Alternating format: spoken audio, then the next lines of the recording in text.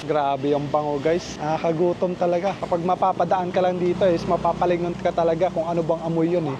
Kasi ang bango eh. So kung natatandaan nyo guys, na-mention ko sa isa kong video na may pinuntahan akong kainan pero pagdating ko, sarado na siya. And then, nandito ako ngayon kasi binalikan ko talaga. Medyo matagal lang antayin guys kasi sikat tong restaurant na to eh, sa mga local. And mag-isa lang si Manong na nagluluto. So kaya medyo matagal din talaga yung antayan. Pero we'll see if worth the wait. Kung anong masarap eh, amoy pa lang.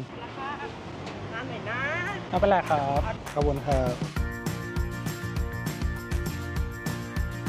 Okay, let's do the taste test guys. Bali dalawa yung in-order ko, isang mussel or green shell and then isang oyster. Actually, hindi ako masyadong fan ng oyster talaga pero isa to sa mga best seller nila. So, yeah, kaya titikman natin.